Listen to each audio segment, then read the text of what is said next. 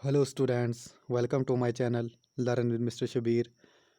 तो स्टूडेंट्स, हम पढ़ रहे हैं history of Jammu and Kashmir. तो अभी हमारा लेक्चर चल रहा है डोगरा डायनेस्टी के बारे में। ठीक है, तो हमने पहले गुलाब सिंह के बारे में डिस्कस किया, लेक्चर डिस्कस किया। उसके बाद आए उनके बेटे, आए रणबीर सिंह आए। ठीक है, उसके बाद उनके बेटे प्रताप सिंह आए, तो उनके बारे में हमने पढ़ा। तो अब जो है हमारी बारी आती है महाराजा हरी सिंह के बारे में। ठीक है, तो Maharaja Hari Singh was not a son of a Pratap Singh. ठीक है, जैसे कि मैंने पीछे बोला था, रणबीर सिंह के जो थे 3 बेटे थे। ठीक है, एक का नाम था राम सिंह, एक का नाम अमर सिंह, एक का नाम प्रताप सिंह। ठीक है, तो जो अमर सिंह थे, ठीक है, वो थे हरी सिंह के बाप। ठीक है, क्योंकि प्रताप सिंह का कोई सर्वाइविंग सन नहीं था। ठीक है, इसलिए उन्होंने क्या किया, उनका जो भतीजा है वो, यानी कि हरी सिंह उनका भतीजा था। ठीक है, तो उन्होंने जो है उसको, वो जो है उन्होंने आगे संभाला। ठीक है, इस डायनेस्टी को आगे संभाला। ठीक है, 1925 till independent day of India 1947 तक। ठीक है, तो हरी सिंह के बारे में हम पढ़ लेते हैं। ठीक है, इन 1915 में क्या होता है कि he became the commander in chief. ठीक है, स्टेट फोर्स का जो है थे वो कमांडर चीफ बनते हैं पहले हरी सिंह। ठीक है, कब? अभी जो है प्रताप सिंह जो है अभी जिंदा होते हैं। ठीक है, वो भी हुकूमत कर रहे होते हैं। ठीक है, उस टाइम में जो हरी सिंह को क्या बनाया था, commander in chief of A state force का। ठीक है, फिर उसके बाद क्या होता है 1920 में टू में क्या होता है। ठीक है, तो हम्म, तो 1922 में क्या होता है कि उनको बना दिया जाता है, हरी सिंह को क्या बना दिया जाता है, chief of senior senior member of state council का। ठीक है, स्टेट काउंसिल का उनको जो ये सीनियर मेंबर बना दिया जाता है। ठीक है, तो 1925 में क्या किया उन्होंने प्रोक्लेम किया, he proclaimed that justice is my religion. ठीक है, तो ये उन्होंने कहा था। ठीक है, तो उन्होंने क्या किया उसके बाद जो है, ही एस्टेब्लिश्ड 144 न्यू स्कूल्स। ठीक है, 144 जो है नए स्कूल उन्होंने खोले। ठीक है, ही also introduce the compulsory education. ठीक है, किसके टाइम में? हरी सिंह के टाइम में जो कंपलसरी एजुकेशन इंट्रोड्यूस की गई। ठीक है, तो उनको जो है वो हरी सिंह के टाइम में जो है इंट्रोड्यूस हुई थी। तो जो स्टेट सब्जेक्ट की जो डिफिनेशन थी, ठीक है, वो जो है प्रताप सिंह के टाइम में जो है उसकी फर्स्ट कमेटी जो बैठी थी 1922 में। ठीक है, प्रताप सिंह के टाइम में। लेकिन क्या हुआ कि उसके बाद जो है स्टेट सब्जेक्ट को की जो डिफिनेशन हुई, ठीक है, तो वो जो है 1927 में जो है वो हरी सिंह के टाइम में ही जो है कंप्लीट हुई। ठीक है, तो 1934 में क्या हुआ का प्रजा सभा। ठीक है, प्रजा सभा। ठीक है, उस वक्त जो है, इसको ये हिंदी वर्ड है शायद, प्रजा सभा। ठीक है, इसको बोलते हैं लेजिस्लेचर। ठीक है, तो इसको इंट्रोड्यूस कराया गया। ठीक है, first time it was introduced during the time of Hari Singh in 1934। ठीक है, this was a first legislature to J&K। ठीक है, तो इसमें कितने मेंबर्स थे? 13 मेंबर्स थे इलेक्टेड थे। ठीक है, 30 जो थे नॉमिनेटेड थे, एंड 12 जो थे वो थे एक्स ऑफिशियो। ठीक है, ये याद रखने की चीज़ है। ठीक है, फर्स्ट जो लेजिस्लेचर था जम्मू एंड कश्मीर। ठीक है, इसमें कितने कितने मेंबर थे?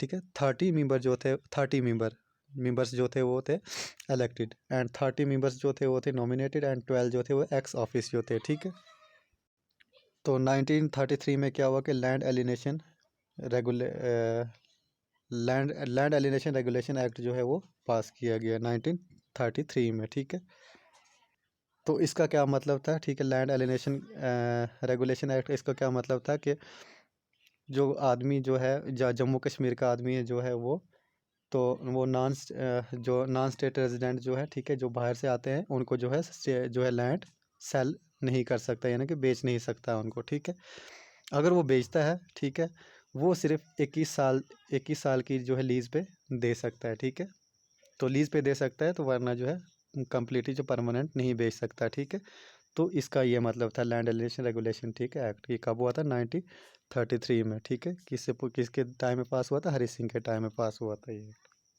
ही also introduce the panchayat system in 1935। ठीक है, ये भी इंपॉर्टेंट पॉइंट है। ठीक है, फर्स्ट टाइम जो है इंट्रोड्यूस हुआ था पंचायत सिस्टम, वो हरी सिंह के टाइम में हुआ था। कब? 1935 में। ठीक है, तो फिर उन्होंने क्या किया कि धान बेबी जो मेमोरियल जो है, वो फंड्स, धान बेबी मेमोरियल फंड्स, ठीक है, मेमोरियल फंड।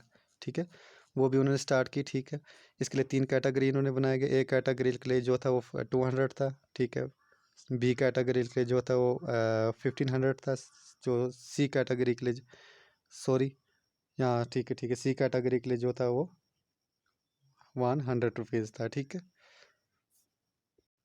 तो 1928 में क्या होता है कि वो मैरिज रेगुलेशन एक्ट जो है वो इंट्रोड्यूस कराते हैं, ठीक है। Marriage age for a girls 14 year रखते हैं, ठीक है, एंड बॉयज़ 18 ईयर्स रखते हैं, ठीक है। तो लेटर ये बाद में क्या हो गया, 16 ईयर्स एंड 21 ईयर हो गए, ठीक है। नो इट इज़ 18 एंड 21, ठीक है। तो फादर ऑफ एरेमिसिस जो है वो भी कौन है, हरि सिंह है, ठीक है। ये हरि फादर ऑफ एरेमिसिस किसको बोल कहा जाता है, हरि सिंह को, ठीक है, इन जे एंड के।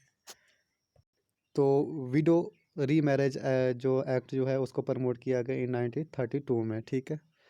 तो प्रॉपर्टी एक्ट ऑफ 1932 भी बनाया गया, ठीक है।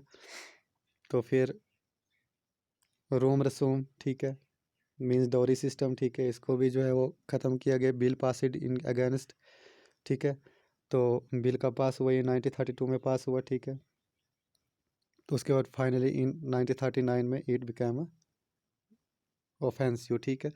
तो जो रोम रसूम से जो डॉरी सिस्टम था, ठीक है, तो इसके लिए जो है एक्ट पे बिल पास किया गया, सबसे पहले बिल पास किया 1937 में, ठीक है। इसमें जो है कुछ वो कड़ी शराइत रखी गई, ठीक है। उसके बाद फाइनली इन 1939 में क्या होता है कि ये जो है ये ऑफेंस बन जाता है, ठीक है, जो डोरी सिस्टम है, ठीक है, जो दहेज वगैरह जो लेते हैं ये एक ऑफेंस बन जाता है, ठीक है, during the Hari Singh period, ठीक है। फिर उसके बाद क्या होता है कि ऑल जे एंड के मुस्लिम कॉन्फ्रेंस एक बनती है, ठीक है, कब बनती है, 1932 में बनती है, किसके द्वारा बनती है, ठीक है। इसके फाउंडर कौन होते हैं, चौधरी गुलाम अब्बास होते हैं, ठीक है, फाउंडर ऑफ जो है मुस्लिम कॉन्फ्रेंस, ठीक है। अब जो है एनसी जिसको बोलते हैं, नेशनल कॉन्फ्रेंस बोलते हैं, ठीक है।